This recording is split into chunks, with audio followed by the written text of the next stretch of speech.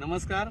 आज आम्ही पालघर जिल्हा परिषदेचे मुख्य कार्यकारी अधिकारी माननीय मनोजजी रानडे साहेब यांची भेट घेतली। पालघर जिल्ह्यामधल्या 102 ॲम्ब्युलन्स चालक, रुग्णवाहिका चालक जे आहेत हे सगळे भूमिपुत्र एल्गार संघटनेचे सभासद झालेले आहेत आणि त्यांच्या न्याय हक्काच्या मागण्या घेऊन आज आम्ही जिल्हा परिषदेच्या मुख्य कार्यकारी अधिकाऱ्यांना भेटलो। मला सांगायला आनंद वाटेल की मनोजजी रानडे साहेब हा अत्यंत सकारात्मक पॉझिटिव्ह अँगलने चर्चा करून या कामगारांच्या न्याय हक्कासाठी त्यांनी आम्हाला आश्वासित केले। त्यामुळे एक सकारात्मक अधिकाऱ्याबरोबर भेट झाल्याचं आम्हाला समाधान आहे। आमचं म्हणणं स्पष्ट आहे की पालघर जिल्ह्याला विकासाच्या गोष्टी गप्पा या सगळ्या फक्त प्रोजेक्ट रिपोर्टवर राहता कामा नये। पालघरमध्ये जेवढी विकास कामं सुरू आहेत, जेवढ्या डेव्हलपमेंट्सचे प्लॅन सुरू आहेत त्यामध्ये स्थानिक भूमिपुत्र इथला आदिवासी कष्टकरी भरडला जाऊ नये। हे सगळे ॲम्ब्युलन्स चालक 10-10, 12-12, 15-15 वर्ष इथे काम करतात, अक्षरशः 24-24 तास काम करतात। त्यांना कोणत्याही प्रकारचा रिलीव्हर नसल्यामुळे त्यांना 24 तास काम करावं लागतं आणि त्यांना किमान वेतन मिळत नाही। त्यांना कामगार कायद्याप्रमाणे जे काही लाभ मिळाला पाहिजे ते लाभ मिळत नाही।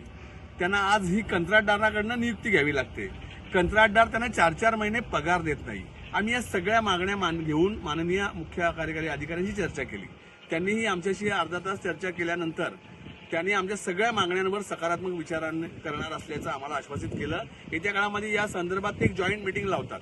पण या निमित्ताने मला सगळ्यांना सांगायचं की पालघर जिल्ह्यामध्ये हा अन्याय फक्त ॲम्ब्युलन्स चालकांवर नाहीये। परवाचं आपलं धुलाई आंदोलन आपण बघितलं, ज्या धुलाई कर्मचारी महिला आश्रमशाळेच्या, हे 102 ॲम्ब्युलन्स कर्मचारी आहेत। असे वेगवेगळ्या डिपार्टमेंटमध्ये असलेले सगळे भूमिपुत्र स्थानिक आदिवासी बांधव हे किमान वेतनापासून वंचित आहेत, यांच्या हक्काच्या रोजगारापासून वंचित आहेत।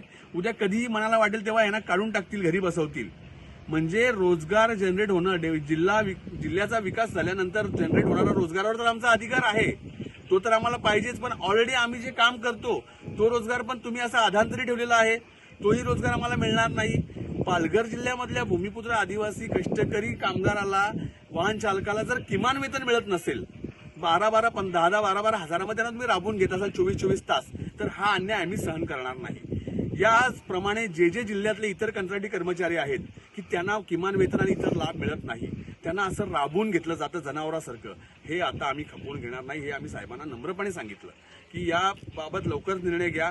माननीय उच्च न्यायालयाचे आदेश आहेत, नागपूर खंडपीठाचा एक आदेश आहे, 2024चा एक शासन निर्णय आहे।